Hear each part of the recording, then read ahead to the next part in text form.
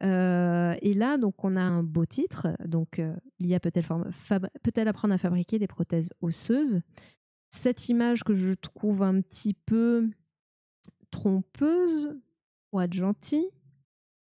Là, vous avez, je vais vous le dire tout de suite, ce premier,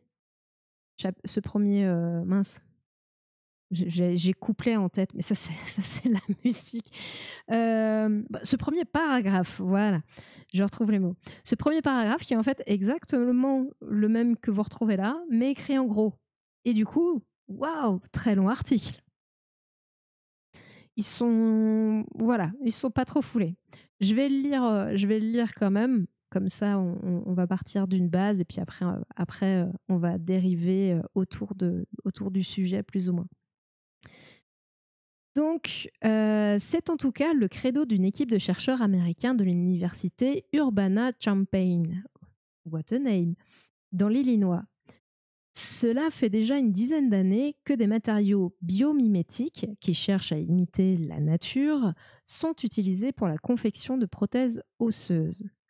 Donc, par biomimétisme, ils parlent de ressembler dans leur forme à la structure de l'os, ou le plus connu de biomimétisme, c'est la structure en nid d'abeille, qui est utilisée dans certains domaines. Et je crois d'ailleurs qu'on va le voir juste après. Pour se rapprocher encore plus de l'aspect spongieux de l'intérieur de certains os, des chercheurs ont décidé d'entraîner un programme d'intelligence artificielle. Leur base de travail, des matériaux naturels aux architectures irrégulières particulières, proches de celles des os, que l'on trouve dans le bois, la soie d'araignée ou l'architecture des termitières géantes. Là, les gros trucs, là, je ne sais pas si vous voyez les termitières géantes. Si vous ne voyez pas, faites une petite recherche vite fait. Enfin, c'est des gros tas de terre, de sable, et voilà. Si vous regardez des reportages animaliers, notamment, je crois que c'est en Afrique, il y en a souvent beaucoup. Donc voilà. Mais pareil, ça a une structure assez spécifique, qui intéresse aussi au niveau du biomimétisme. Ainsi, une fois digérées par l'IA, ces irrégularités permettront de modéliser le nouveau matériau aux propriétés matérielles de résistance et de légèreté, parce que c'est souvent ce qu'on cherche forcément à rassembler, résistance et légèreté, toujours plus proches de celles de l'os humain. Et oui, parce que l'excuse, non, mais c'est parce que j'ai les os lourds. Bon, il n'y a pas de raison qu'ils soient plus lourds que d'autres, mais voilà. Le fait est que les os sont quand même, entre guillemets, hein, avec des gros guillemets, relativement légers de par cette structure notamment, mais ils sont aussi très résistants. Donc, c'est ce qui va intéresser ici nos chercheurs, c'est comment réussir à faire la même chose, enfin utiliser cette structure-là pour créer des matériaux résistants mais légers. Donc voilà, donc c'était un article très court de Science et Vie. Je vérifie que j'ai pas. Non, non, j'ai rien oublié. Donc, je dirais pas que c'est parler pour ne rien dire, mais quand même, c'est un petit peu light. Un petit peu light. Science et Vie, je vous ai connu un peu moins light. Pas non plus hyper. Voilà, comme je dis, hein, je préfère aller voir The Conversation, hein. Sur Wikipédia, il y a une image en coupe transverse de la termitière. Ah, attends, je vais aller la chercher, je reviens. Ça peut être intéressant à voir quand même. Déjà, coupe transverse, le terme transverse, bien utilisé. Ça, il faudra que je le fasse aussi un jour, de parler de tout ce qui est le vocabulaire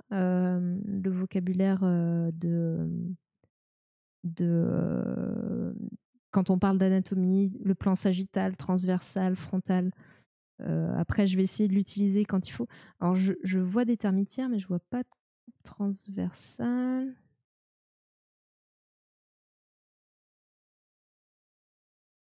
Je vois pas vraiment de coupe transversale. Je vois des trucs cassés. Ah, tu as dit sur Wikipédia, je suis bête, moi. Si je vais pas au bon endroit. Ah oui, exact. Alors, tac. Et voilà, c'est cette image-là dont tu parlais? La coupe transversale.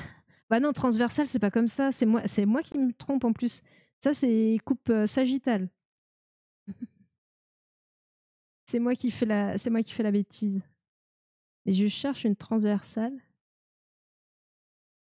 Oui, ça, c'est sagittal. En fait, sur le côté, bah, du coup, je vais prendre 2 secondes pour faire le petit point, le petit point plan. Le petit point plan. Je sais pas si ça se dit. Ah, alors attendez. Je vais essayer de vous retrouver l'image, parce que normalement, j'avais une image. Pour moi, c'est quand c'est coupé et qu'on voit dedans. C'est transversal. Ça se défend. Ça se défend, très honnêtement. Ça se défend. Mais tu peux couper dans plein de sens, en fait. C'est pour ça que c'est pour ça que qu'on utilise. En fait, en anatomie, pour pouvoir décrire l'anatomie, c'est sûr que c'est pas transcendantal. Bien vu. Attends. Est-ce que ça a marché? J'espère que le petit clin d'œil vous aura plu. Pour ceux qui connaissent pas, c'est Perceval, la fameuse. Il faut avoir la ref aussi, hein, c'est pas faux, hein. Après, il y a tout simplement ça, sinon. Voilà. Mais qu'est-ce qu'il fait? Du coup, je fais bugger mon truc, c'est pas grave. Mince, qu'est-ce que je voulais dire? Oui, tiens d'ailleurs, si je peux relancer un peu le temps de chercher. Dans l'anatomie, quand c'est rien du tout. En anatomie, pour qu'on puisse expliquer à quoi ressemblent, où sont les muscles, leur trajet, enfin les muscles ou les organes, etc., il faut qu'on ait des bases communes. Ça va par la position anatomique de référence, mais ça passe aussi donc par l'utilisation de ces fameux plans de l'espace qui sont importants. Bon, je vais pas retrouver. Je suis sûre que j'avais une photo à un moment donné, mais je sens que je vais pas la retrouver alors que je cherche. C'est quand on cherche qu'on trouve pas, et c'est quand on cherche plus qu'on trouve. Donc, on va pas s'embêter.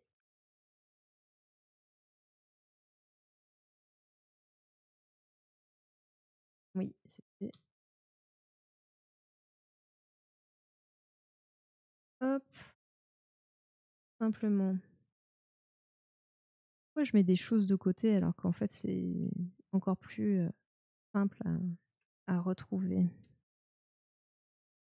Ah là là, comment s'embêter pour rien. Donc voilà les fameux 3 plans. Les fameux 3 plans. Donc en fait, l'idée, c'est qu'ils vont venir, comme l'indique, couper le corps en 3 sens différents. Donc comme je te dis, comme la photo de la fameuse termitière qu'on a vue était coupée de côté. Et la coupe de côté, donc qui traverse ici, comme ça, c'est la coupe sagittale. Si vous regardez un petit peu les étoiles, peut-être vous connaissez en constellation ou vous en avez simplement entendu parler, hein, parce que pas obligé d'être connaisseur forcément. Sagittal parce que, alors je ne sais pas si c'est un truc mnémotechnique ou si c'est vraiment l'origine du truc, mais le Sagittaire est de profil. Il est en train de tirer à l'arc. Là, je vous fais un grand truc alors que vous voyez pas tout, mais il est tout simplement de profil en train de tirer avec son arc. Et du coup, c'est une façon notamment de retenir que le plan sagittal, c'est donc le profil de côté.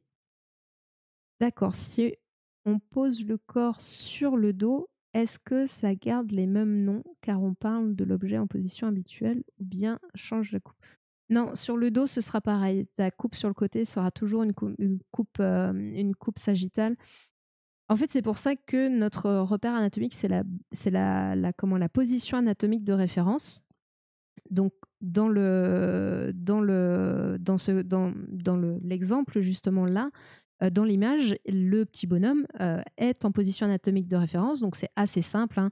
Les bras le long du corps, le regard devant et les paumes de main, donc les paumes de main vers l'avant. En fait, dans la position anatomique de référence, c'est vraiment la seule chose à retenir, c'est que les paumes de main sont tournées vers l'avant. Et ça peut changer, entre guillemets, beaucoup de choses. En même temps, pas grand-chose selon ce que vous voulez expliquer, mais bon, voilà, c'est la seule chose à retenir, c'est que vous êtes debout, vous regardez devant vous et les bras sont le haut du corps et les paumes de main vers l'avant. Donc, coupe sagittale sur le côté. La coupe transversale, donc, dont tu parlais, la coupe transversale, en fait, c'est ce plan-là. Donc, on voit qu'on coupe vraiment au milieu, là, on fait des petites tranches, mais cette fois-ci, c'est comme si on regardait soit au-dessus, soit en dessous, en fait. On va dire que la caméra, elle est positionnée ouais, au-dessus ou en dessous. Ça, c'est transversal. Sagittal, je vais avoir du mal à le retenir. Bah, moi, c'est pour ça que je parle de la constellation du Sagittaire ou du signe astrologique du Sagittaire, peu importe, parce que on a l'image voilà, qu'il est en train de tirer à l'arc et on le voit de profil. Donc peut-être si ça peut t'aider. Si ça peut t'aider. Je sais que, moi j'essaye en général d'avoir des petites astuces comme ça pour retenir les choses qui n'ont pas qui ont pas a priori de sens comme ça quand on le dit et quand on le dit, quand on les apprend. Et en anatomie notamment, il y a pas mal de termes au début où voilà, c'est pas simple, ou même des noms voilà, d'os du corps, de muscles, etc. Sachant qu'il y a beaucoup d'os et beaucoup de muscles. Bon, je les connais pas tous, hein, parce que je crois qu'on a 206 ou 208. Après, il peut y avoir des petites variations, mais 206, je dirais, os. Et 630, ça doit être 208 et 636 muscles, un truc comme ça que je connais pas par cœur, hein, encore une fois. Mais voilà, pour en apprendre ne serait-ce qu'un minimum, on use un petit peu d'astuces parfois. Après, ça rentre dans le vocabulaire, mais au début, ouais, c'est compliqué. Je suis Sagittaire ascendant Taureau, donc je vais forcément m'en souvenir. Oui, oui, là, si vous êtes Sagittaire, c'est sûr, vous partez avec un bon point. Je copierai sur toi. La copie est autorisée. Vous avez le droit. Donc le plan transverse, donc à l'inverse, bah, là on va vraiment, on va traverser, on va dire le corps, ouais, si ça vous parle, mais vraiment ouais, l'idée moi c'est de l'image de la caméra qui regarde le corps du dessus et puis on va venir le découper en petites lamelles, enfin quand vous avez des coupes transversales comme ça, notamment sur des imageries type IRM, type scanner. Bah, c'est ça, c'est en fait la caméra qui se déplace soit de votre tête vers vos pieds, soit de votre pied vers votre tête. Alors que le sagittal va soit de la droite vers la gauche, soit de la gauche vers la droite. Et le dernier plan, qui est a priori, le plus simple à retenir, est le plan frontal, donc de front, de face, le plan frontal où là, en fait, vous allez faire des petites coupes, mais en regardant toujours de face, quoi. De face, mais le plan frontal, c'est aussi si vous regardez derrière, le dos, vous le regardez dans le plan frontal. Si vous êtes derrière quelqu'un, vous êtes dans son plan postérieur, puisque vous êtes derrière, donc postérieur. Là, je pense que postérieur, il y a une facilité à retenir. Voilà. Donc, voilà, si vous êtes dos à elle, dans son plan postérieur, mais vous la regardez dans le plan frontal, si c'est ça. Moi, je dois avouer que j'ai quand même fait une copie d'écran. Bah, je viens de le retrouver en recherchant dans Google, hein, tout simplement. Ces trois plans, ils sont utilisés en anatomie, mais on peut le retrouver après en médecine aussi souvent. Mais c'est vrai que de connaître ces noms, c'est pas mal. Ça peut aider, je dirais pas à interpréter des radiographies ou des choses comme ça que peuvent vous donner le médecin, mais Mais voilà, ça peut aider à mieux comprendre un petit peu ce qui se passe. Même moi, hein, des radios, des arthroscans ou des échos ou des machins, je sais pas forcément les lire parfaitement. Enfin, je comprends vaguement des fois, mais je comprends pas tout.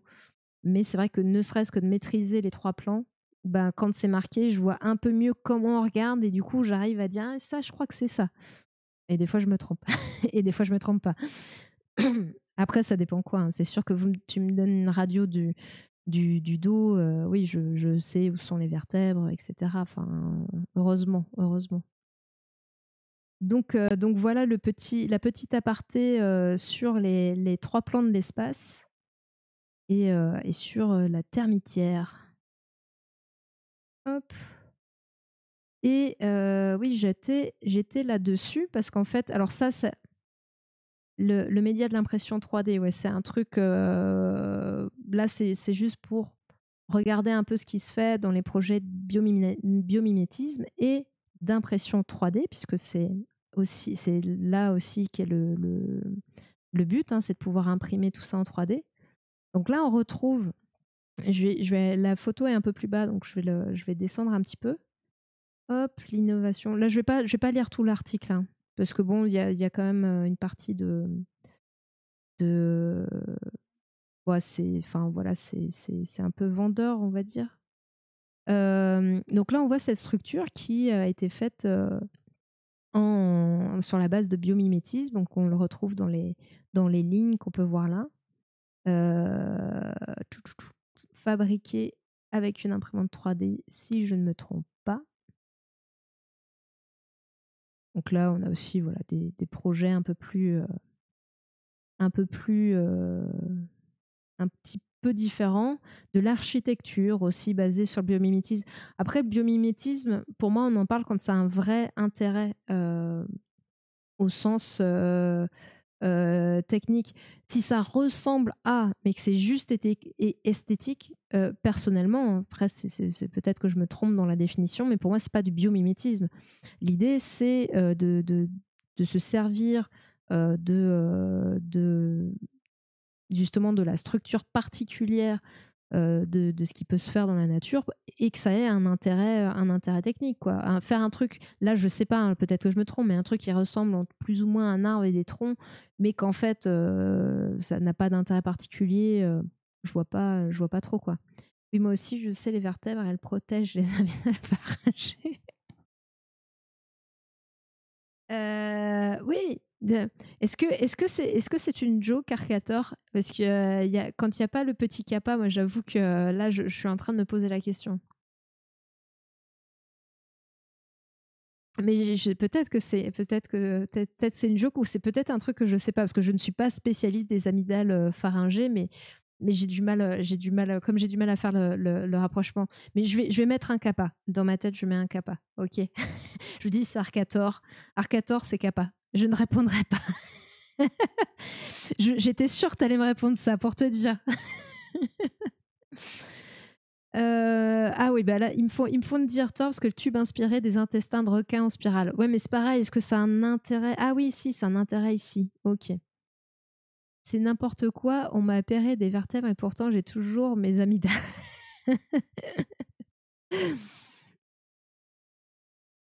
Mon troll est prévisible. Oui, bah oui, oui, non mais je commence à vous pratiquer un petit peu là. Ça y est, hein, j'ai quelques petites subtilités, pas toutes, hein, mais certaines.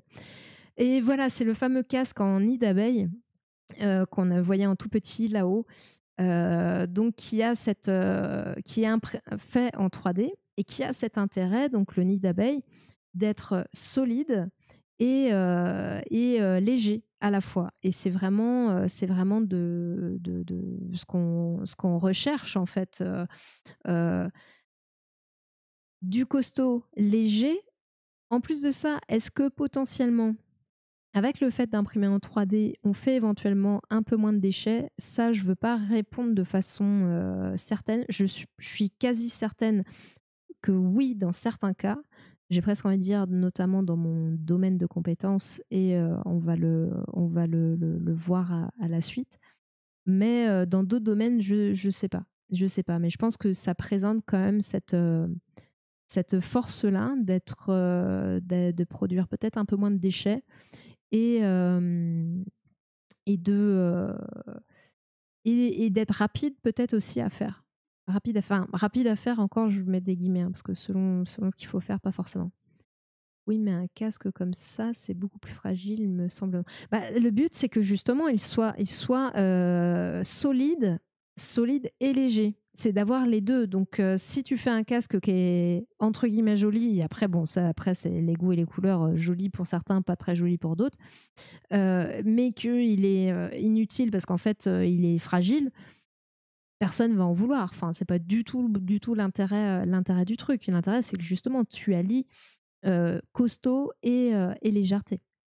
Et c'est pour ça qu'ils étudiaient la structure de l'os pour avoir cette possibilité d'avoir quelque chose de léger et costaud à la fois. Donc voilà, c'est l'intérêt de ce qu'ils appellent biomimétisme. Biomimétisme, je mets des guillemets hein, quand même, euh, d'aller vers ce genre de choses. Quoi. Hop, imprimé en 3D, inspiré d'une abeille.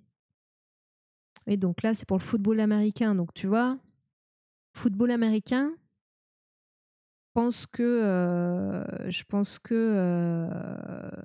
qu'il vaut mieux que le casque qui soit costaud. Hein. Je ne sais pas si vous regardez un peu, enfin si vous connaissez le football américain, si vous regardez un peu de football américain, les chocs sont quand même hyper violents. Oui, les impacts sont assez impressionnants. Ouais. Bah, c'est quand c'est l'année dernière ou l'année d'avant, je crois. Non, si, c'est l'année dernière où il y a un joueur qui a fait un arrêt cardiaque sur le terrain. Après bon, il devait y avoir un comment, quelque chose de sous-jacent, quoi. De sous-jacent parce que j'ai vu l'impact après.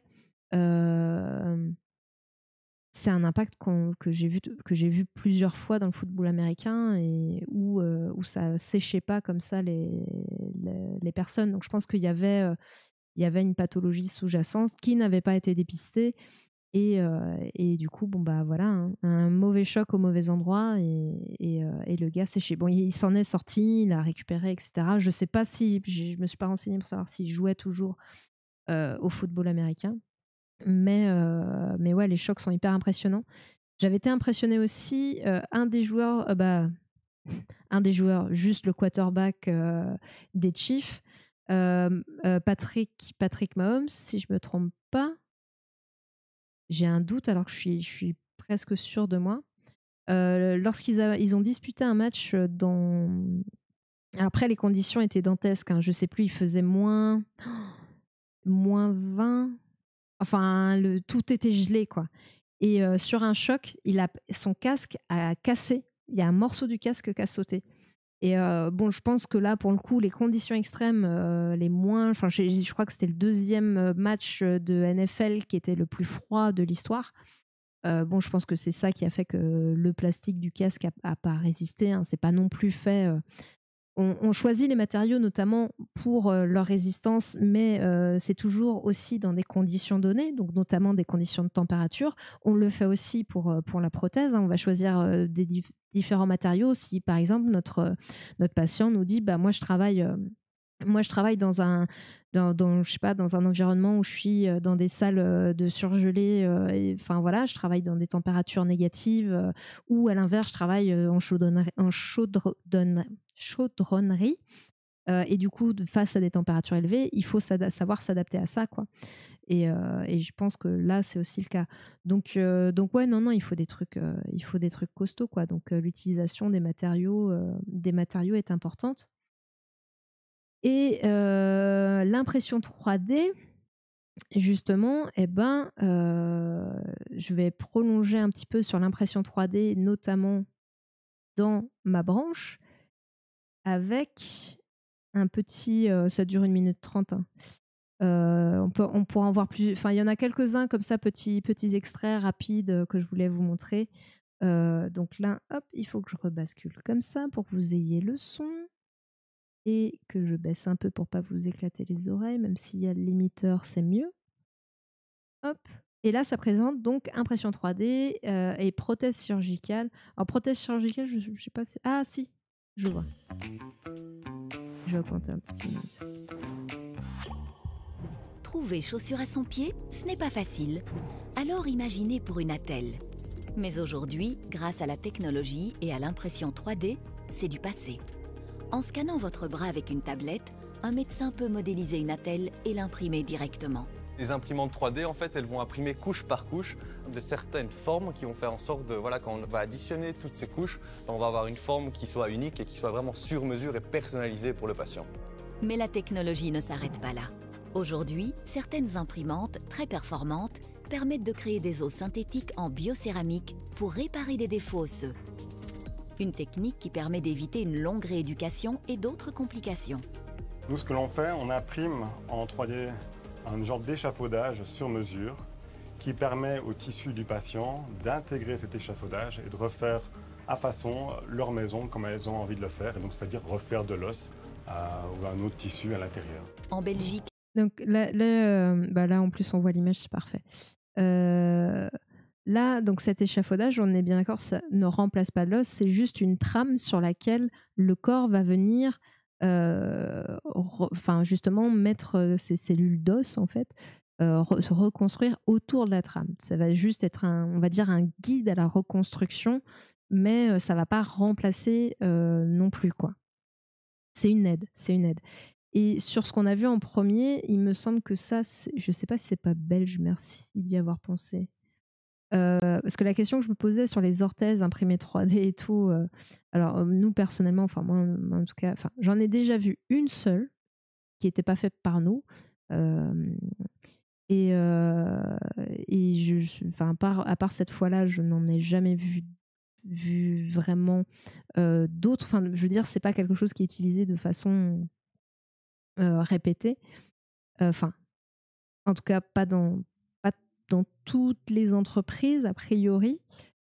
La question que je me posais aussi, c'est le remboursement, en tout cas en France, par la sécurité sociale de ce genre d'appareil. Parce que le problème, c'est que on a des choses qui peuvent évoluer, notamment ça, mais derrière, il faut que ça soit pris en charge par la sécurité sociale.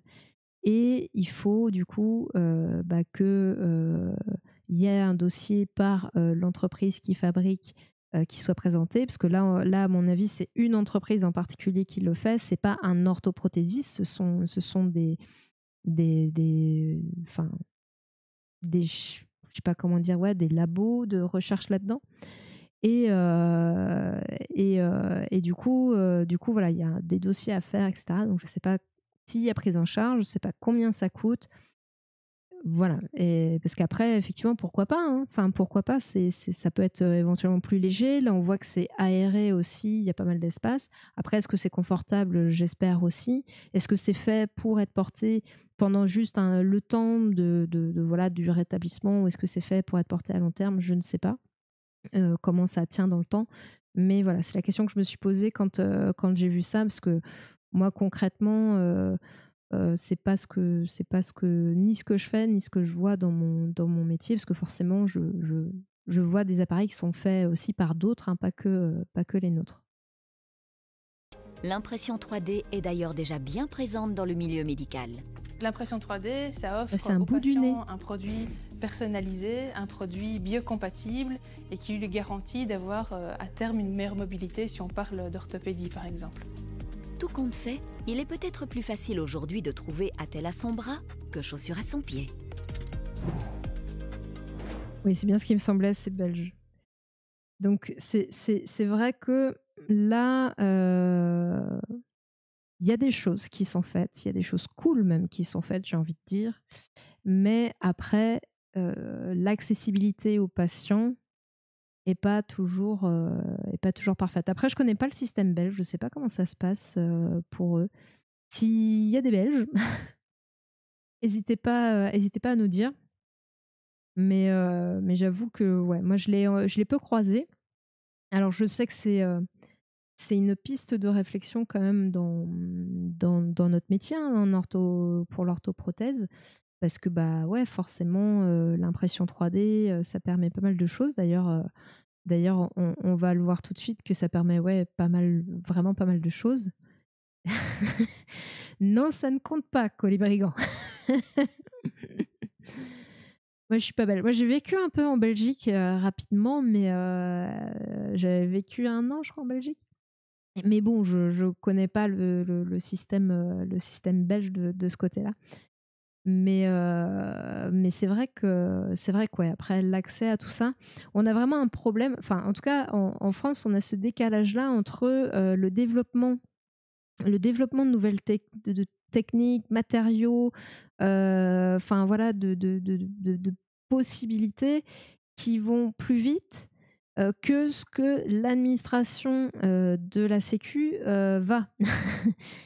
Et du coup, des fois, on est en galère quand il s'agit de justement proposer les derniers trucs qui pourraient éventuellement aider nos patients.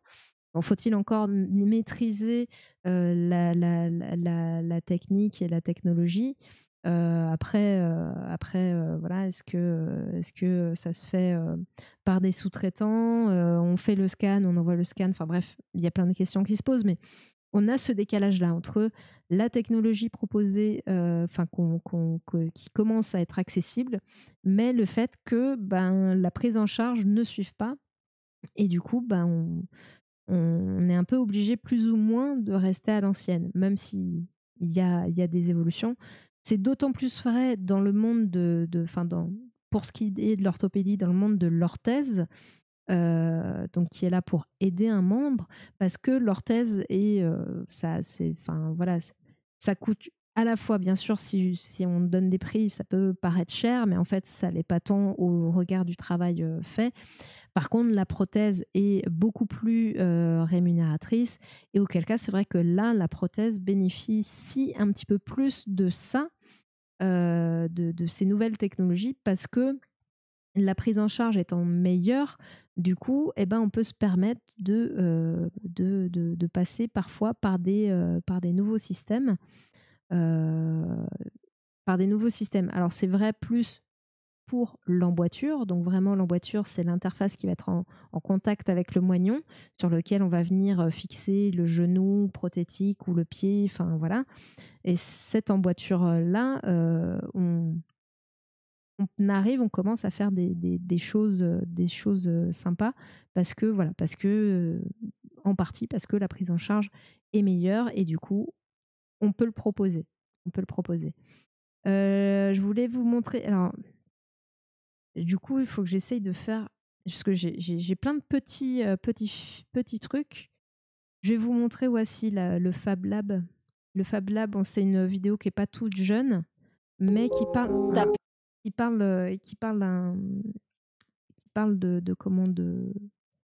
d'impression 3D aussi, de ce que ça peut apporter aux personnes, notamment amputées. Et voilà, je vous laisse regarder.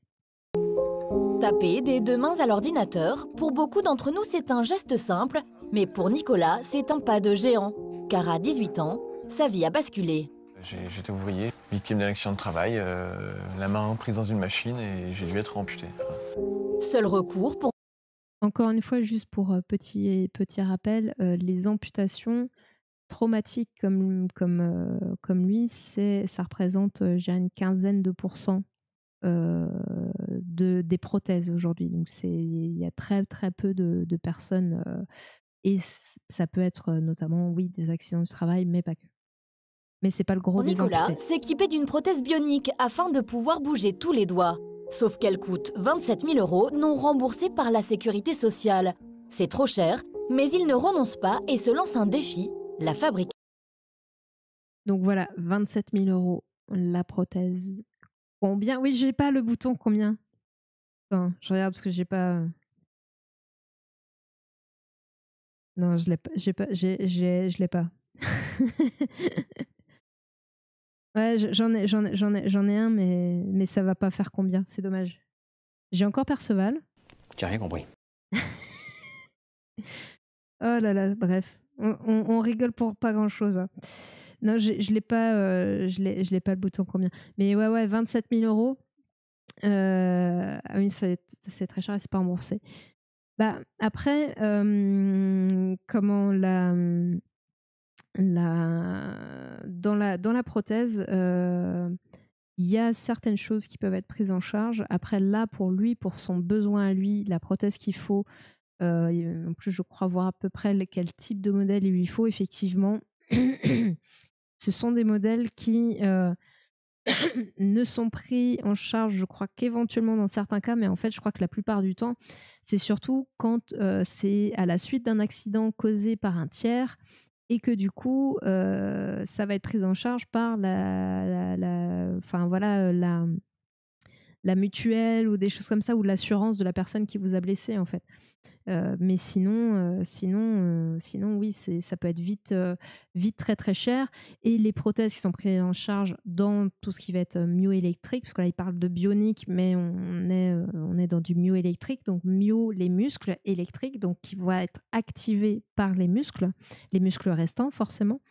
Elles sont effectivement pas toutes, elles se valent pas toutes, quoi. Il y en a qui vont juste faire bêtement ça, donc faire la pince. Ce qui en soi est déjà pas mal, mais si vous avez pas, euh, enfin, si vous avez que ça, si vous voulez, comme lui, il veut faire, c'est-à-dire taper à l'ordinateur, donc en fait, il veut juste qu'il y ait un doigt qui lui permette de taper. En fait, vous pouvez pas avec ça. Vous pouvez pas.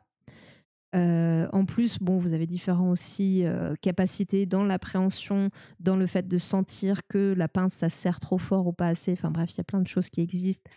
Vous avez des prothèses qui vont avoir plus de mobilité dans les doigts. Enfin voilà. Mais encore une fois, souvent, les premiers prix, enfin les prises en charge ne sont pas ces prothèses-là. Et c'est plus ou moins pareil pour les genoux aussi, qui sont cette fois-ci pas myoélectriques, qui sont pas activés par les muscles, mais qui ont des micro-logiciels internes pour gérer le balancement du genou, quoi. En fait, le genou va se repérer dans l'espace et en fonction de ça, va adapter sa position pour, on va dire, attaquer le pas. Donc, attaquer le pas, c'est quand vous venez poser le talon au sol. Puis après, vous allez dérouler le pied. Puis là, la jambe va passer au-dessus de vous. Puis ensuite, vous allez propulser derrière. Et tout ça, le genou, en fait, il a un petit logiciel interne et plein de petits instruments pour savoir à quelle vitesse vous allez, où est-ce qu'il est dans l'espace, et du coup, améliorer la fluidité de la marche. Donc, c'est quand même énorme. Et même ces genoux-là, qui coûtent très, très cher aussi, hein, là, vous voyez, 27 000 €, on est pour certains dans ces prix-là, voire plus. Pareil, ils ne sont pas forcément toujours pris en charge. Pour certains, encore une fois, les prises en charge se font à condition que, bon, des fois ça s'entend, hein, on ne va pas mettre une prothèse à 80 000 € sur quelqu'un qui fait juste, enfin qui n'arrive qu'à se déplacer que de son canapé à la cuisine, enfin qui ne bouge que chez elle, qui a un tout petit périmètre de marche, qu'on appelle un périmètre de marche, qui est très petit parce qu'elle n'a pas la capacité de faire plus. Ça ne sert à rien de lui mettre une prothèse à 80 000 €. Mais bon, il y a des cas où on aurait envie de mettre ce genre de prothèse et on ne peut pas, typiquement pour ce monsieur. Lui-même. Pour ça, il se rend dans un Fab Lab à Rennes, comme celui-ci. On n'est Et en jamais mieux fouillant servi sur que par Internet, soi-même. il tombe sur ce modèle de main créé à l'origine pour un robot. Et ce qui est incroyable, c'est qu'il découvre qu'il peut la reproduire gratuitement avec une simple imprimante 3D. Je trouvais ça fou, c'était dingue. Mon rêve, c'était d'avoir cette main. Donc c'est comme ça que je me suis dit, il faut que j'apprenne à me servir d'une imprimante 3D pour savoir comment on fabrique une pièce, pour savoir comment on fabrique toutes les pièces de la main, pour ensuite assembler tout ça, et puis après il y a toute la partie électronique. Pour tout ça, il a pu compter sur l'équipe du Fab Lab, comme Hugues, complètement emballé par cette nouvelle aventure. Personne jusqu'ici n'avait jamais réalisé de main bionique, mais tout le monde s'y est mis. Et au bout de 4 mois, la prothèse a fonctionné. Nicolas a pu à nouveau serrer des mains, 10 ans après son accident. Ouais, c'est génial, en même temps j'étais dedans, enfin je sais pas, je réalisais pas. Les autres, eux, avaient conscience de leur exploit. On était vraiment contents. C'est un moment, je pense, inoubliable quoi, pour tous les gens qui étaient là ce jour-là. Un pari fou qui aura coûté seulement 300 € contre 27 000 € pour des prothèses médicales. Mais Nicolas a vite fabriqué d'autres prothèses plus performantes. Et on voit la différence de coût qui est juste énorme, hein, de toute façon avec l'impression 3D en général, voilà. Après ça c'est le prix, le coût en pièces, en brut, quoi. C'est les pièces, voilà, l'impression. Mais ça ne compte pas forcément tout le temps qu'il a passé, toutes les impressions qu'il a faites et qui ont foiré, tous les essais-erreurs, le prix de l'imprimante, du PC aussi pour faire la modélisation, enfin toutes ces heures-là sans pas compter. Mais bon, si on considère qu'une fois que vous maîtrisez l'objet, que vous avez les compétences et que vous avez le matériel, que ça va revenir à si peu cher, c'est fou, c'est vraiment fou, quoi. Performante, la dernière en date, c'est celle-ci, qui lui permet même de faire ses lacets. C'est quand même sympa de pouvoir faire son lacet avec la main qu'on s'est fabriqué soi-même. Ça fait vivre son handicap autrement. Car Nicolas ne sait pas juste fabriquer une main. Dans le Fab Lab, il sait réparer dans tous les sens du terme. Oui, effectivement. Alors, je sais pas s'ils vont pas en parler un petit peu, mais j'avais un petit reportage comme ça sur les mains 3D pour enfants, les impressions 3D. Et c'est souvent c'est bénévole, hein. Ça coûte pas très cher. Ce qui est pas mal j'avoue que dans tout ce qui est impression 3D à l'heure d'aujourd'hui, ce qui est assez fascinant. Alors moi, c'est un truc que je maîtrise pas du tout, mais ce qui est assez fascinant, c'est qu'il y a énormément de choses en libre accès sur Internet gratuitement, et notamment dans ce domaine-là, dans le domaine de ces prothèses-là en impression 3D, qui sont mis en accessibilité, voilà, sans rien demander. Voilà, les plans sont donnés, c'est top. Alors après, je sais pas trop comment ça se passe après. Est-ce qu'il faut retoucher le plan?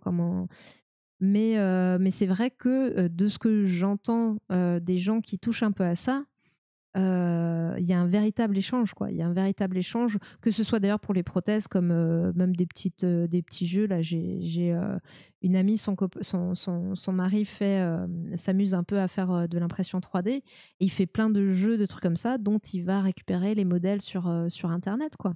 Et tout ça gratuitement. Alors après, peut-être qu'il les retravaille derrière, mais je trouve ça génial. C'est ces trucs-là qu'on avait un peu perdu, je pense, avec la commercialisation de plein de choses tout le temps. Il faut faire de l'argent dès qu'on... Et dans ce domaine-là, je trouve que ils sont pas dans ce délire-là, et c'est chouette, c'est chouette, c'est chouette. Et du coup, dans le monde du handicap, non plus, quoi. Mais voilà, je voulais dire que c'était pas uniquement dans le monde du handicap pour ce type de choses, et que je trouve ça super, quoi. Mais bon, faut maîtriser, hein. Moi, je maîtrise pas du tout. Je sais pas si c'est compliqué ou pas. Je sais pas du tout. Ça m'a fait prendre conscience que mon handicap, il était trop cool. Voilà.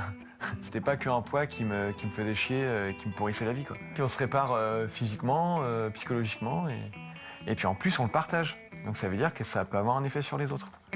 Car son rêve aujourd'hui, c'est que des gens du monde entier puissent à leur tour fabriquer leur... Ah mince, voulez-vous... Il y avait deux choses, en fait, que je voulais... entier puissent à leur Je vais pas y arriver. Si. Là, vous avez donc l'emboîture, ce que je vous parlais, l'emboîture qui va de l'interface, qui va venir donc sur le moignon. Et au bout, voilà, vous avez un crochet. En fait, il ne faut pas croire qu'à chaque fois que tous les amputés, notamment au niveau des mains, ont forcément une prothèse myoélectrique, hein. Parce que qui dit myoélectrique, électrique dit batterie, donc dit poids. Et en plus, le contrôle de ces prothèses est très complexe, parce que vous n'avez que deux interrupteurs. Deux interrupteurs pour pouvoir faire... C'est pas possible. Donc déjà, c'est pour ça que c'est assez limité les mouvements que vous pouvez faire au niveau de la prothèse.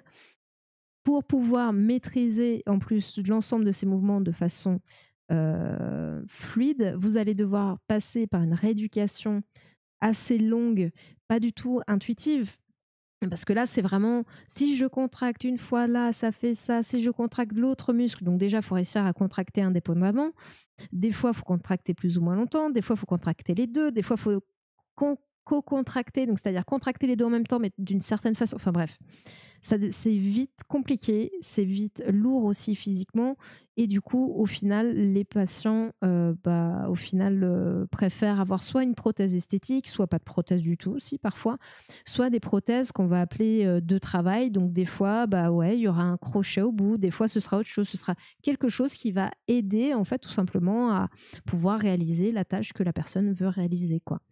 Mais dans tous les cas, il y aura une emboîture. Et d'ailleurs, on le voit là, le monsieur, il a démachiné sa prothèse, il avait toujours l'emboîture au niveau du bras. Cette interface-là, on ne peut pas y couper. Et je ne sais pas si vous avez remarqué, il y avait un petit rectangle à un endroit de son emboîture. Ce petit rectangle, c'est l'emplacement, enfin, à mon avis, parce que comme c'est du fait maison, mais pour moi, ce petit rectangle, c'est l'emplacement de la batterie. Compliqué un peu, mais ça prend après quelques heures, on finit par obtenir ce qu'on voulait.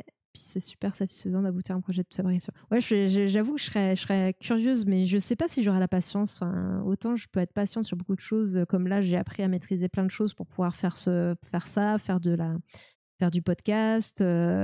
Bon, la vidéo, il faut encore que je m'y remette, parce que je commençais un petit peu à comprendre vite fait comment ça marchait, puis j'ai tout perdu parce que j'ai arrêté. Mais voilà, j'arrive à apprendre à utiliser des outils, mais c'est vrai que parfois, j'avoue que j'ai la flemme. En plus, je pense que t'es déjà une partie de logique avec ton boulot.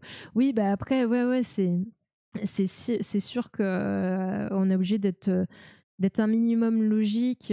Après, encore une fois, c'est un métier hyper artisanal. Donc, on fait avec nos mains beaucoup. Et du coup, c'est vrai que on est plus dans le concret, et l'ordinateur, on est quelque chose c'est peut-être un peu moins concret. Et j'avoue que, en plus, moi, j'étais, on va dire, formée au plâtre. Donc, j'ai fait peu de rectifications sur ordinateur. Je sentais la matière sous mes mains. Donc, c'est vrai que devoir faire ce genre de choses sur un ordi, pour moi, c'est pas.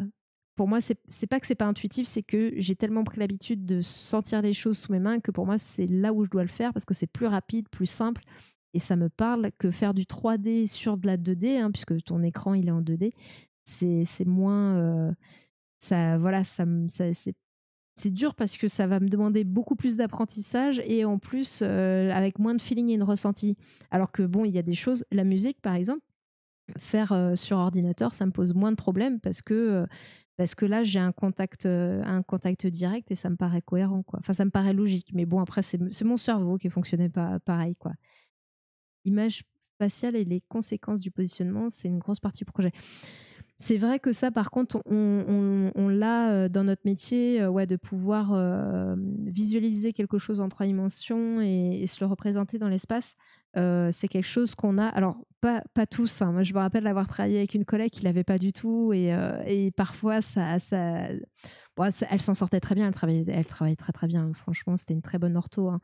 Mais c'est vrai que parfois, on en rigolait un petit peu, parce que voilà, il y avait des choses où elle dit: «Ah purée, j'arrive pas à visualiser, je vois pas». Mais parce qu'encore une fois, on est tellement habitué à être dans le concret aussi, voilà, de sentir les choses, que c'est là où on est où on reste le plus efficace, quoi.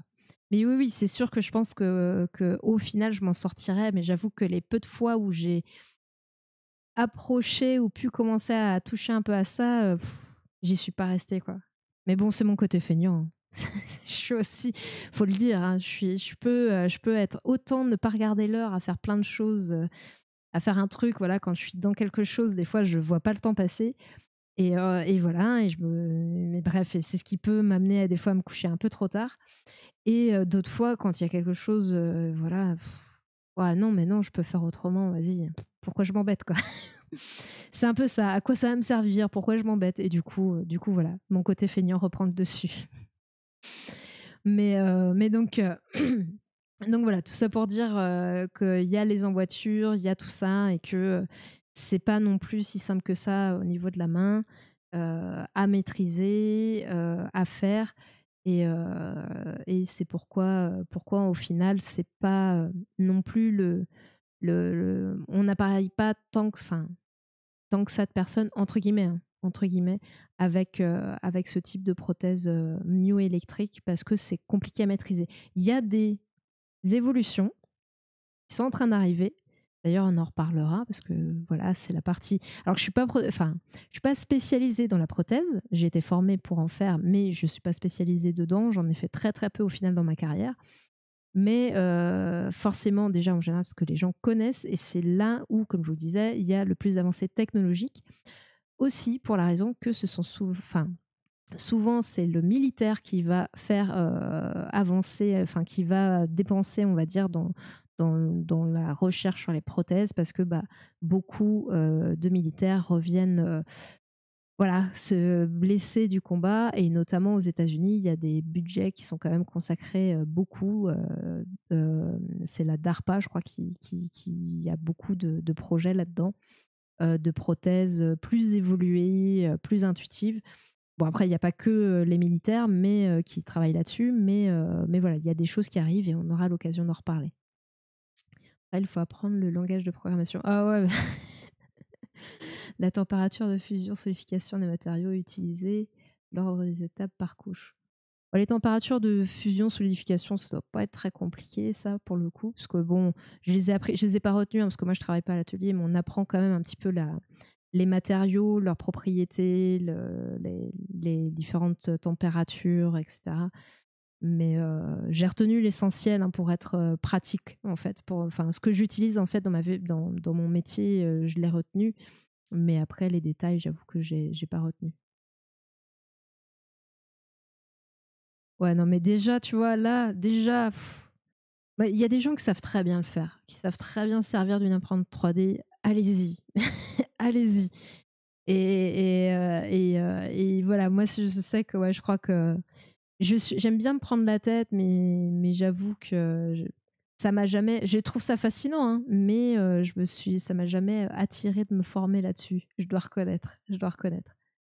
Mais bon, j'apprends sur d'autres choses, donc je compense. Il n'y a pas de compensation, mais voilà, le temps que je passe pas sur l'impression 3D, je le passe à apprendre d'autres choses cool aussi.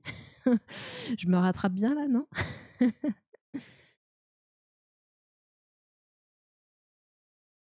Ouais, ouais, ouais. Non, mais peut-être qu'un jour je mettrai le nez, mais t'inquiète, Arcator. Pour l'instant, j'en suis très loin. J'en suis très, très, très loin, et ça me manque pas. Moi, je te dis, ce que je trouve cool, c'est que, ce truc-là, je vois qu'il y a plein de plans qui se partagent gratuitement, et ça, je trouve ça génial. Cette notion de partage de l'information, du savoir, rendre accessible à tout le monde, ça, je trouve cool. Ça, je trouve ça vraiment cool. Et c'est plus ce côté-là, en fait, qui m'attire que vraiment d'arriver à faire un truc avec une imprimante en 3 dimensions. Même si je trouve ça cool, quoi. Fabriquer leurs propres prothèses. Ce jour-là, justement, dans les locaux de son association, il reçoit un papa. C'est Eric, bonjour. Son fils de 11 ans est né sans main droite. C'est en regardant la télé qu'il est tombé sur Nicolas. Son histoire l'a complètement fasciné. Il y a vu une occasion incroyable d'aider son fils. Et c'est dans son garage qu'il s'est créé son mini Fab Lab. Il a acheté une imprimante 3D. C'est souvent comme ça que ça se passe. Depuis, il y passe des heures et des heures souvent avant d'aller travailler. C'est souvent ces histoires de fabrication de prothèses en 3D, notamment pour les enfants, et le papa va expliquer notamment pourquoi, en particulier pour les enfants, même si c'est assez logique. C'est souvent un tel dans son garage qui est un petit peu bricoleur, qui aime l'informatique aussi un petit peu, qui est un petit peu touche à tout, va commencer à faire ça, souvent pour son enfant, voire pour lui-même, ou va être touché parce qu'il connaît quelqu'un et va se lancer là-dedans. C'est comme ça, au final, que ça commence. C'est de la bricole, mais ça marche. Mais ça marche et c'est cool. Force de patience et d'essai, il a réussi à réaliser cette petite prothèse manuelle 100% faite maison. Il y a un jeu du poignet qui fait que les doigts peuvent se rétracter. Et ça, c'est quand l'enfant glisse sa forme de petit bras à l'intérieur de la prothèse. Voilà. Donc là, je ne sais pas si vous avez bien compris, on n'est pas du tout dans le cadre de la main bionique. Là, il n'y a pas du tout d'électronique. C'est vraiment un fonctionnement qui va être purement mécanique. Donc là, il montrait les petites ficelles qui vont venir activer enfin, qui vont venir faire bouger les doigts. Et pour ça, et c'est d'ailleurs pour ça aussi que ça s'adresse à certains types de malformations du membre supérieur. Hein, le bras, c'est le membre supérieur. Généralement, ce sont des enfants qui ont des déformations au niveau de la main, donc peut-être des doigts manquants, des choses comme ça, mais qui ont quand même un poignet et qui ont quand même la possibilité au moins de faire ça, d'une façon ou d'une autre. Parce que c'est en pliant leur poignet qu'ils vont venir tendre les petites ficelles et que donc la main va se fermer. Voilà. Donc là, c'est vraiment purement mécanique. Dans les prothèses de membres sup, c'était aussi utilisé. Il y a pas mal de systèmes comme ça qui sont des systèmes alors, pas utilisés par tout le monde et beaucoup moins aujourd'hui. Mais pendant très longtemps, ça a été ça. C'était la pince généralement, c'était la pince était activée en faisant un mouvement. Par exemple, je sais pas, avancer l'épaule, qui allait faire fermer la pince au bout de la prothèse, quoi. Donc voilà, c'est le même principe ici qui est réutilisé pour les prothèses, pour les petites prothèses en 3D. Johan, son fils de 11 ans, a même pu participer à sa création. Ils ont téléchargé un modèle sur Internet et son fils a choisi lui-même les couleurs pour transformer sa prothèse en véritable jouet. Lui, son choix s'est porté vers les Pokémon, personnalisation. puisqu'il est passionné de Pokémon. Chaque couleur ou chaque pièce symbolise un Pokémon ou une fonction peut-être d'un Pokémon. Et le choix est large. Mais après, ce qui est rigolo quand même avec ça, c'est que l'orthopédie, l'orthoprothèse est très artisanale à la base. Et en fait, au tout début, avant qu'il y ait une formation vraiment spécifique et tout, ce sont des artisans qui travaillaient dans le bois, dans le métal, dans le cuir. Et c'est toujours d'être ingénieux à chaque fois, trouver une solution à un problème. Voilà, il y a toujours ce principe-là. Et c'est ce qu'on retrouve aujourd'hui avec ces petites prothèses Pokémon, en 3D. mais aussi Iron Man ou encore Ça, c'est cool, quoi. Wolverine. Les enfants peuvent s'amuser avec leur héros préféré. Les parents n'ont pas peur. La prothèse de leur rêve. Eric, lui, veut maintenant aller encore plus loin et créer pour son fils une prothèse comme celle de Nicolas. Une prothèse bionique qui lui permettra cette fois de bouger ses doigts par simple contraction d'un muscle. Et s'il veut la créer lui-même, c'est parce que c'est le seul moyen d'aider son fils. Les prothèses bioniques n'existent pas pour les enfants. Il entre au collège, donc il va falloir qu'il rende des devoirs, taper sur ordinateur et tout ça. Et je me pose beaucoup de questions sur la façon de taper à une main, à deux mains et toutes ces choses-là. Donc est-ce que ça peut l'aider pour participer à la création de ces documents?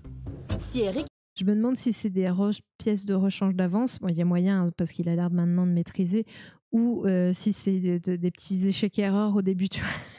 Mais ça doit être des pièces de rechange. Les échecs-erreurs, il a dû les balancer depuis un moment. Mais oui, les prothèses bioniques pour les enfants n'existent pas, tout simplement parce que votre enfant, il va grandir. Donc en fait, votre prothèse à 27 000 €, voilà.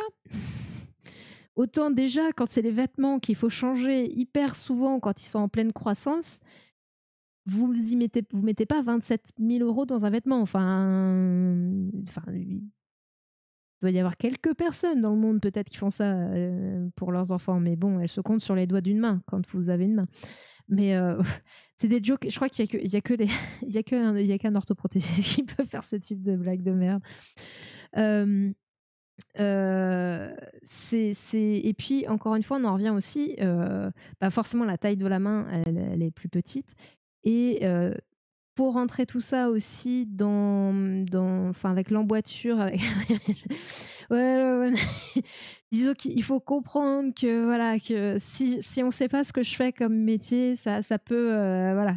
Mais il faut avoir de l'humour de toute façon dans ce domaine-là et les patients en ont aussi en règle générale. Peut-être pas au tout début, mais à un moment, c'est eux qui font les blagues. Hein. C'est plus eux qui viennent nous surprendre des fois que nous, hein, que l'inverse. Mais oui, donc la petite prothèse de main qui va pas évoluer avec l'enfant et voilà, et 27 000 €. ça fait cher. Après, je me dis, donc je parlais de la taille, notamment de l'emboîture et tout ça, parce que forcément, la main, plus le système, plus la batterie, tout ça, ça prend de la place. Tout ça, ça prend de la place. Et quand vous avez forcément un petit bras d'enfant, il y a forcément moins de place pour placer tout ça. Sauf que la batterie, il faut quand même qu'elle soit... si c'est pour la recharger toutes les 2 minutes, ça sert à rien. S'il veut pouvoir aller à l'école toute la journée avec, voilà, il faut quand même que ça tienne. Donc, il faut qu'elle ait une certaine taille. Enfin, voilà. Donc, ceci explique cela. Et puis, il y a aussi certainement que le nombre de personnes concernées, donc d'enfants concernés, peut-être qu'on considère que voilà, il y a pas assez entre guillemets d'enfants concernés, qu'ils n'ont pas les mêmes besoins dans le sens où un adulte, il va en avoir besoin pour le travail. Donc il y a aussi cet intérêt-là. Hein. Voilà. Il y a plein de choses qui rentrent en compte et qui font que aujourd'hui c'est pas accessible aux enfants. Il y a, je vous disais, le matériel, il y a les électrodes aussi qui ont une certaine taille. Alors, les électrodes pour capter les contractions musculaires, elles sont en phase d'être réduites. Il y a des avancées là-dessus. Mais aujourd'hui, elles ont quand même une certaine taille. Donc, c'est pareil, si vous avez une énorme électrode pour un tout petit bras, alors c'est pas énorme non plus, hein, c'est pas non plus ça, mais voilà, vous êtes moins précis. Enfin, voilà. Il y a plein de choses. Il y a plein de choses qui rentrent en compte et qui font que c'est pas proposé. Et encore une fois, le problème du poids qui est important, de la maîtrise de la prothèse. Enfin voilà. Qui parvient, ce serait une véritable prouesse. Mais ce père de famille est prêt à relever le défi. Son rêve, c'est que Nicolas et son fils se serrent un jour la main avec leurs 2 mains bioniques. En attendant, il propose d'imprimer chez lui des pièces de prothèse pour les parents qui n'ont pas d'imprimante 3D. C'est extraordinaire. Donc, que j'ai lancé. On a vu pire. Ok. Donc, ouais, c'est tout un... Oh là là, ça s'est lancé tout seul. Donc voilà, ouais, c'est vrai que c'est impressionnant ce qu'on peut faire. Ah. J'ai une autre petite vidéo justement sur un enfant qui reçoit sa prothèse en impression 3D. Alors aujourd'hui, j'ai pas encore entendu parler. Je sais pas si le papa a réussi à faire une prothèse bionique, enfin myoélectrique, ils disent bionique, mais c'est myoélectrique pour son fils. Aujourd'hui, j'en ai pas entendu parler, mais c'est possible que quelqu'un ait réussi. Mais la plupart du temps, ça reste des prothèses mécaniques, comme je vous disais, avec ce principe en tout cas de câble et le fait qu'il faille quand même avoir un minimum de mouvement, on va dire. En gros, s'il n'y a pas de bras à partir de là, donc vous enlevez tout le poignet, ces mains-là vont pas servir à grand-chose, vous ne pourrez pas les activer. Après, il y a possibilité de faire un système en utilisant le pli du coude et que le câble soit tendu en pliant le coude aussi. C'est toujours pareil, c'est toujours trouver des solutions en fonction d'eux. Mais l'idée, c'est quand même principalement d'utiliser au moins le pli du poignet. Donc, on va regarder ça vite fait. Et je sais pas si... Attendez, je vais regarder juste s'il y en avait une que je voulais vous montrer. Ah, est-ce que je vous montrerai pas ça? Parce que là, on va revoir la même chose avec un petit qui a une main. Ouais, ça dure 1 minute 45. Je laisse tourner la vidéo, ça dure 1 minute 45. Je vais essayer de ne rien dire. Et puis comme ça, je vous montrerai les emboîtures 3D. C'est plein d'émerveillement que Milan, 7 ans, découvre sa nouvelle main à l'effigie de son super-héros préféré. Est-ce que tu arrives à bien plier la main? Wow. On est venu, ils ont proposé plusieurs modèles de mains. Évidemment, il a voulu la plus sophistiquée, qui était la moins personnalisable. Et au final, on leur a donné du fil à retordre et ils ont fait quelque chose de génial. Cet appareillage est la création. Donc là, on a vu, il avait un petit bout de main, il n'y avait pas de doigt, etc. Mais il avait le poignet. Il a conçu le projet dans son garage, transformé en labo. Plus d'1 mois de conception, environ 48 heures de fabrication. Et voilà, pour moins de 50 €, une main entièrement imprimée en 3D. Et encore une fois, c'est un gars dans son Créer garage. une forme ou d'imprimer une forme, derrière il y a le côté design en fait, où on va offrir un objet et pas qu'un appareillage qui va servir en effet pour serrer quelque chose, mais vraiment de dire pour l'enfant, j'ai pas quelque chose en moins, j'ai quelque chose en plus. Et ça, c'est vraiment notre leitmotiv dans cette association. J'avoue qu'elle est stylée, puis on voit pas les câbles là sur celle-ci. Tout est caché. À la tienne. C'est vraiment pour lui, pour son confort, et puis voilà, il va être content de mettre ça à l'école, même si là il dit je sais pas ce que mes copains vont en penser. Il sait bien qu'il va arriver avec ça à l'école, et puis que tout le monde va être... Avec Spider-Man, ça va être le super-héros. Hein. Un don que chaque propriétaire d'une imprimante 3D pourrait réaliser, car l'association partage tous les modèles de ses prothèses en accès libre. On en revient à l'accès libre et au partage. D'enfants en futurs super-héros. Donc voilà, celle-là, en fait, la petite main, on voit, elle est hyper stylée. Ce qui est bien avec les enfants, là, c'est vrai que le petit s'inquiétait un peu de ce qu'allaient penser ses copains, mais les enfants sont beaucoup plus acceptent quand même, surtout à cet âge-là, un tout petit comme ça, acceptent beaucoup plus ce genre de choses. Ouais. Mais c'est vrai que souvent, c'est des associations, c'est du bouche à oreille, c'est un papa ou une maman qui s'y met. Là, encore une fois, un gars dans son garage. Enfin, c'est top, quoi. C'est top. Et puis là, en plus, elle est stylisée avec le Spider-Man sur la main. Et ce que je trouve chouette, en plus, ouais, comme je disais, on voit pas les câbles. Là, les câbles, ils sont vraiment sous la coque. Donc, c'est encore un process différent, mais qui doit être un peu plus complexe d'ailleurs. Mais voilà, quoi. Enfin, c'est génial, quoi. C'est génial. C'est génial. Alors, je vais pas mentir, ça ne je ne sais pas si ces enfants les utilisent énormément parce que souvent les enfants aussi s'adaptent quand c'est un handicap comme ça, souvent de naissance, s'adaptent beaucoup à leur handicap et arrivent à faire au final beaucoup plus de choses sans la prothèse qu'avec. Donc, ils vont l'utiliser dans certains moments bien particuliers parce que ça leur permet de faire une tâche particulière. Mais en général, sur l'ensemble de la journée, ils vont faire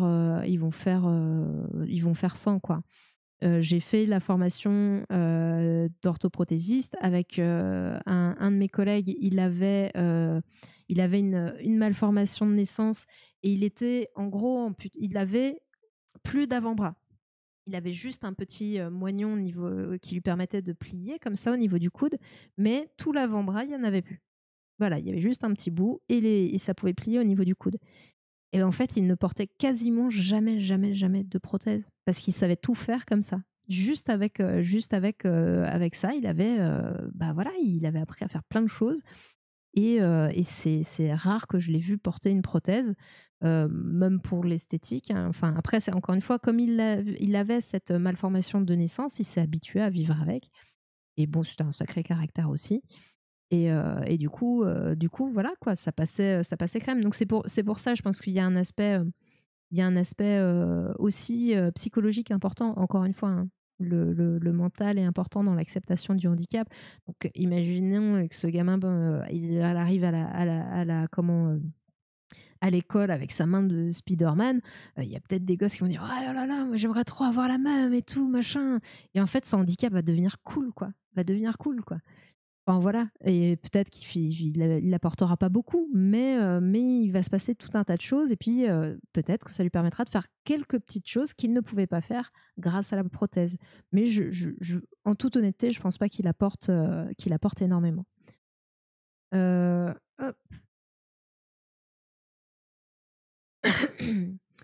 Pour finir, bon, ce sera pas le plus passionnant, mais c'est juste l'impression 3D d'emboîture de prothèses, cette fois-ci de jambes. Pardon. Il faut savoir que quand on fait une prothèse, et c'est valable pour les jambes et pour les bras d'ailleurs, psychologiquement, de passer de bons moments dans la journée grâce à ça, ça doit changer beaucoup. Ouais. Mais vraiment, c'est encore une fois, hein, l'acceptation psychologique, elle est tout aussi importante que ce qui se passe au niveau physique, que ce soit une malformation de naissance, que un handicap suite à un trauma, que ce soit un handicap suite à une maladie. Euh, enfin, encore une fois, hein, je radote, hein, mais on est un tout. Hein. On est un tout et les deux participent à aider, à s'aider l'un l'autre, quoi. En général, quand on n'est quand on n'a pas le moral, on a le corps qui est pas, on n'a pas envie d'aller courir un marathon, quoi. On est plutôt flagada ou alors quand on n'est pas bien, je sais pas, qu'on a le ventre qui est brassé ou je sais pas quoi, on a rarement hyper le moral aussi, quoi. Enfin, tout ça est lié, quoi. Tout ça joue, quoi. Et donc la petite dernière, bon, ce sera pas, ouais, ce sera peut-être pas la meilleure, mais bon, c'est pas grave. Je voulais en parler aussi. L'apport de la 3D dans les prothèses. Aujourd'hui, donc les prothèses, quand on fait une prothèse, on va pas faire une. Je vous disais que ça se fait en carbone, en fibre de verre, voilà, et c'est avec de la résine, hein, bien sûr, pour que ce soit rigide. Pour faire une prothèse, avant de faire une prothèse, donc une emboîture, donc l'interface, encore une fois, qui va venir avec le moignon et sur lequel on va venir mettre le genou ou éventuellement, si c'est en dessous du genou, le pied. Donc l'emboîture, on va commencer par faire une emboîture provisoire en plastique, enfin dans un plastique particulier, bien sûr. Pourquoi ? Parce que déjà, ça va coûter moins cher que de faire du carbone et de la résine. Ça va prendre beaucoup moins de temps aussi à être fabriqué que quand on fait un carbone, voilà. Et aussi parce que on peut plus facilement, par exemple, chauffer un peu le plastique pour éventuellement bomber. Si jamais on voit qu'il y a un hyper appui quelque part qui est douloureux pour le patient, on va pouvoir chauffer le plastique et venir lui donner une forme un peu différente pour soulager le patient. Enfin, voilà, on a un peu de flexibilité. Après, des fois aussi, quand on veut au contraire que c'est un peu trop large, on va venir glisser une petite mousse qu'on va bien former, qu'on va coller à l'intérieur, et puis on va rajouter au contraire de l'appui pour voir si c'est mieux pour le patient. Enfin voilà, le plastique nous permet, l'emboîture provisoire nous permet de faire tous ces tests-là avant de faire l'emboîture définitive en carbone. Jusqu'à présent, ces emboîtures donc en plastique étaient faites, donc on part d'un moulage à la base en plâtre et qu'on vient rectifier, donc on lui donne la forme qu'on veut en fonction des besoins du patient. Et ensuite, on va venir thermoformer la prothèse directement sur ce moulage. Donc ça, c'était le process avant. Aujourd'hui, on a une possibilité, alors tous ne le font pas encore, mais c'est en train d'être de plus en plus fait apparemment. Encore une fois, les prothèses ne sont pas ne sont pas ma spécialité, et en plus dans mon entreprise où je suis actuellement, on n'en fait pas du tout. Là où j'étais avant, oui, mais là on n'en fait pas du tout. Donc voilà, donc moi je vois peu de patients, aujourd'hui en tout cas dans mon métier, je vois peu de patients avec des prothèses, mais j'en ai croisé pas mal. Donc là, aujourd'hui, l'impression 3D peut nous permettre de faire des prothèses, des emboîtures provisoires, donc pas définitives, mais des emboîtures provisoires en 3D. Et du coup, ça, c'est intéressant parce que c'est potentiellement plus rapide et parce qu'aujourd'hui, on va faire aussi potentiellement avec du scanner, ce qu'on n'avait pas jusqu'à présent. La difficulté avec le scanner sur des moignons, c'était, il y a quelques années en arrière, c'était le manque de précision. Aujourd'hui, on a des scanners qui sont plus précis. Après, peut-être qu'il y a aussi une évolution des logiciels qui font qu'on peut se permettre de scanner et de rectifier grâce à ça. Donc là, la petite vidéo que je vais vous montrer, elle fait 2 minutes. Hein. C'est que des vidéos courtes. Hein. Je vous ai dit, ce sera fin vidéo courte. Bon, même si ça fait... Là, je viens de voir que ça fait presque 4 heures qu'on est en live. Mais bon, on est bien ensemble. Mais Mais voilà, ça va être une petite vidéo où ce sera principalement de la rectification sur ordinateur pour impression 3D derrière. Je suis encore très fort, là, ils m'ont tout mis à fond. Là. En plus, c'est que de la musique. Donc là, on a le scan avec les repères qu'on a fait directement sur... Alors attendez. L'un, c'est le scan donc du moignon, mais avec ce qu'on appelle un... Ah, c'est pas une gaine. Combien quoi? Il y avait quoi? J'ai dit un chiffre? Oui, ah oui, l'heure, oui, presque. Ouais. Ah, mais le temps passe vite en fait. Hein. Le temps passe vite. On dirait pas comme ça. Il a un manchon. Voilà, généralement, on ne met pas forcément. Ça dépend des cas. Il y a des fois, on va mettre l'emboîture directement sur la peau et des fois, on va mettre un manchon sur le moignon. Donc souvent, ça peut être en silicone, ça peut être dans certains types de mousse bien particulières pour apporter du confort et adoucir un petit peu le contact avec l'emboîture. Donc là, le scan a été fait avec le manchon sur le moignon pour avoir directement le volume avec le manchon. On voit qu'il y a eu des marques qui ont été faites dessus avant de scanner pour repérer certaines zones, notamment repérer là où on veut les découpes, les découpes de la future emboîture et là où on va soit rajouter de la matière, soit en enlever. Voilà. Donc les petits ronds que vous voyez, c'est pas une rougeole du moignon. Non, ce sont des repères bien particuliers pour savoir où sont les points où on veut appuyer et les points où au contraire on veut soulager. Là, par exemple, ici devant, ça va être le tibia. L'os du tibia. Et ça, forcément, on veut essayer d'éviter, on dirait des champignons. Non, c'est des petits ronds. C'est vrai qu'en plus, avec le scan, ça fait un peu ça. Surtout que là, on voit qu'il y a un rond ici parce que, notamment, c'est un relief osseux important. Donc, c'est vrai que ça donne encore plus cet aspect de champignon. Souvent, ça va être... on va vouloir soulager, entre guillemets, les endroits où, justement, il y a de l'os pour éviter que le contact soit trop dur. Ça peut être donc l'os là devant le tibia. Ici, il y a un autre os qui est la tête de la fibula, donc la tête du péroné. Si je ne me trompe pas, après, je sais pas si c'est une jambe droite ou gauche. Parce que là, si c'est sa tête du fibula, c'est que c'est la jambe gauche. Et il y a des chances que ce soit ça quand même. Il y a aussi des zones qu'on va potentiellement vouloir soulager parce que ce sont des zones où peut y avoir aussi des sensibilités particulières, que ce soit au niveau de la peau, que ce soit au niveau nerveux. Enfin voilà, selon les patients, on adapte les zones où on va. Comment tu veux que je ne confonde pas le périnée? Dis la fibula, tu confondras pas. La fibula, voilà, il n'y a pas de problème. Et puis on fait pas tout à fait la même chose avec les deux. C'est ça aussi, ça peut aider un petit peu dans l'utilité. Et puis la fibula, ça fait classe. En plus de retenir fibula, comme aujourd'hui, notamment, c'est pareil, les noms des os aussi. Voilà, il y avait l'ancienne nomenclature, la nouvelle. Et les muscles, les muscles, pareil. Il y a des muscles aussi qu'on appelle fibulaires parce que justement, ils sont proches de la fibula. Donc, ça peut aider à retenir. Voilà, fibula. Très bien, Arcator. Tu auras ton image à la fin du cours.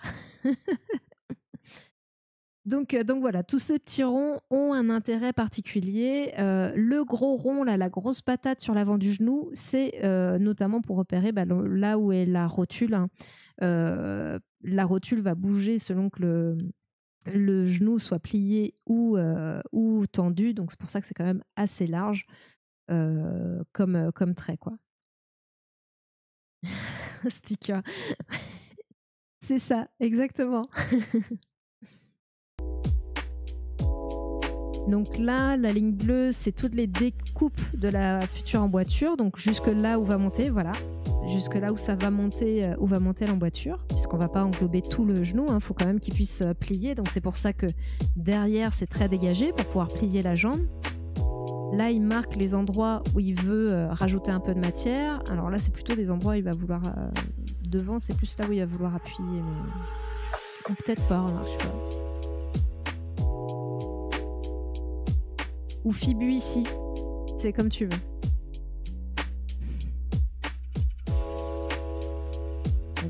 Voilà, là, il va rajouter de la matière. On voit, hein, là, vous voyez, il y a la petite bosse, on voit le avant-après, il a fait une petite bosse parce que c'est bien la tête du fibula la tête de la fibula qui est ici. Et du coup, voilà. Là, il va venir un petit peu évaser parce que, pour pas que ce soit rentrant, quand la personne va plier le genou, si le plastique il est vers lui, et ça peut potentiellement le blesser.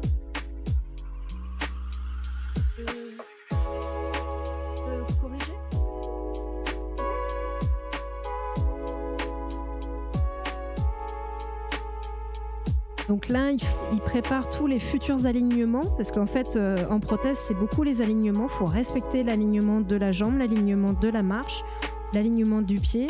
Et ça permet de faire... Donc là, vous voyez en bas, c'est carré. Et c'est normal déjà, bon, c'est la prothèse, c'est une emboîture provisoire, on rappelle. Ça, c'est une petite valve. Oh là là, il y a beaucoup de choses à dire.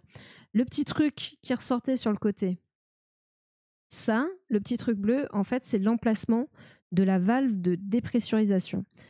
La dépressurisation, c'est un des moyens de suspension. C'est-à-dire que l'emboîture, elle ne va pas tenir au moignon parce que vous l'avez décidé. Il va falloir un moyen de suspension, de façon à ce que quand la personne lève la jambe, la prothèse, elle ne se fasse pas boum. Voilà, si elle tombe, c'est ballot. Donc, on a plusieurs types on a plusieurs moyens de suspension, notamment à dépressurisation. Donc, en fait, tout simplement, on va venir chasser l'air de la prothèse en insérant le moignon. Et la valve qui est là va permettre donc à l'air de partir et de ne pas revenir. Et du coup, c'est grâce à ça que la prothèse va tenir.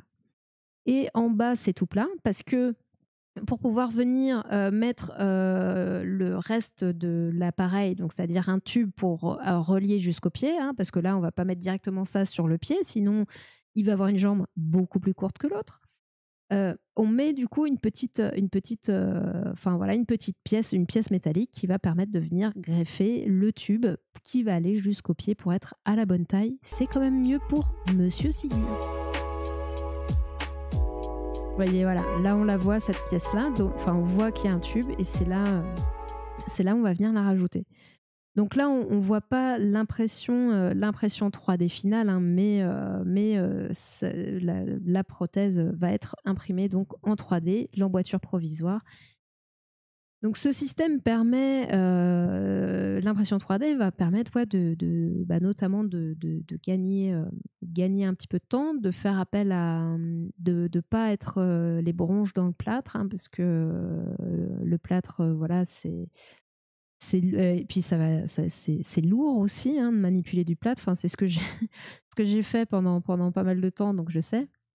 Ok, si un handicapé veut taper, je saurais où le bouton.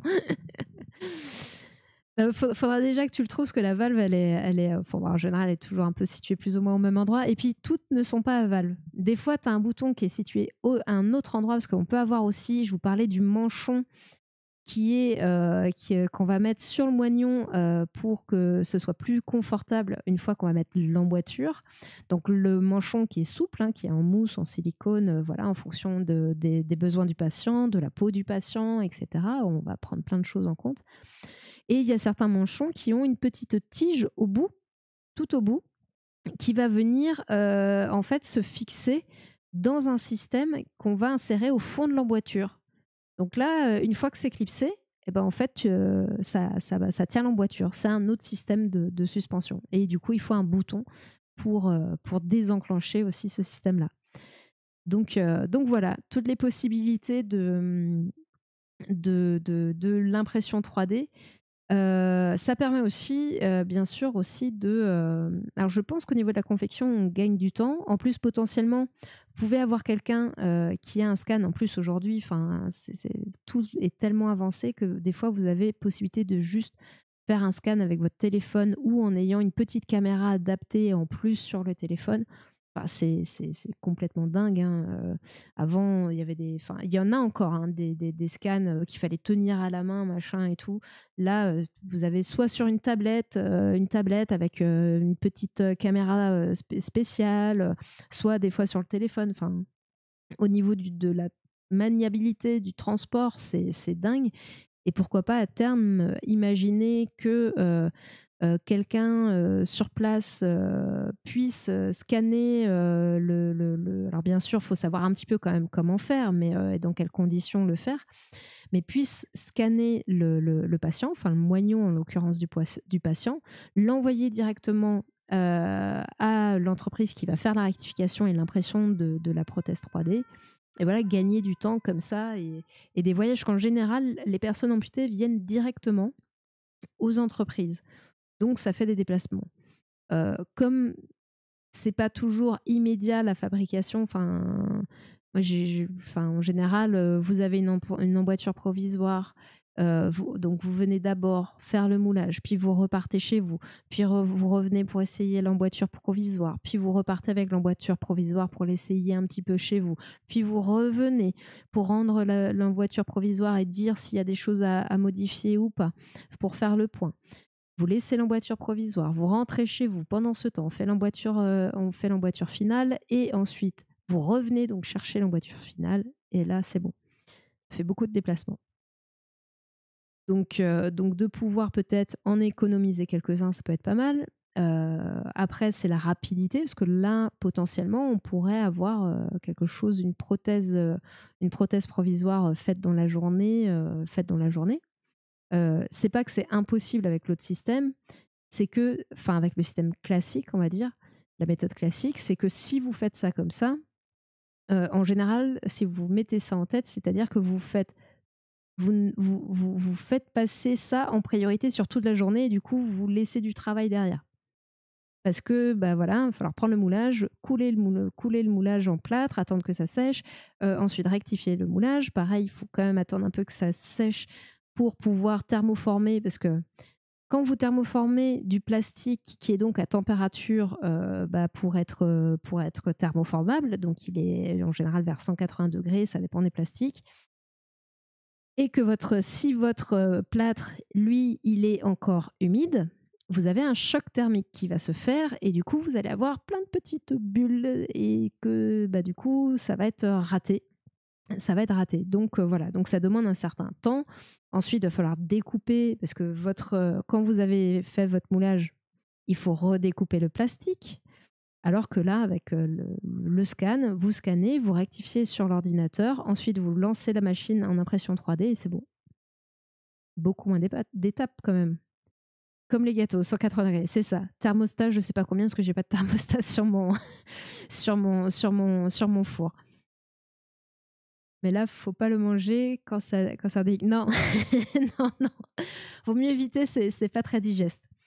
Et après j'oublie certainement des avantages, mais l'autre avantage, c'est encore une fois tout ce qui va être déchets, parce qu'on a beaucoup forcément, comme je vous dis, quand vous thermoformez, vous avez un excédent de plastique que vous allez forcément découper, qui va partir, au rebut et qui sera le plus souvent pas réutilisé ou pas comment on dit, recyclé, voilà, je perds mes mots, qui ne sera pas forcément recyclé, notamment parce que le recyclage est à la charge des entreprises et du coup, c'est un coût qui peut être trop important et ça nécessite aussi de mettre en place certaines procédures, contraignantes et donc voilà, la plupart, enfin moi en tout cas, il y a beaucoup d'entreprises, beaucoup. Celles que j'ai croisées, parce que j'en ai pas fait 46 000, celles que j'ai croisées n'avaient pas forcément de recyclage en place. ça coûtait trop cher. Donc voilà, d'avoir moins de rebut, ça peut être bien. En plus, là, notamment la vidéo de présentation que je vous ai montrée, c'est une entreprise extérieure. Donc, c'est-à-dire que l'orthoprothésiste fait appel à ce sous-traitant-là pour pouvoir avoir ses prothèses imprimées, enfin ses emboîtures, pardon, imprimées en 3D. Donc, mince, j'ai oublié ce que je veux dire. Est-ce que potentiellement ce sous-traitant lui propose de recycler ses emboîtures parce que, par exemple, dans sa chaîne de fabrication, lui, s'il le recycle, ça va lui coûter moins cher pour ses impressions 3D. Je n'en sais rien, je ne sais pas. Mais voilà, en tout cas, il y aura quand même, dans tous les cas, moins de résidus de fabrication que dans le cas d'une emboîture classique. Voilà. Donc voilà, je pense qu'on a fait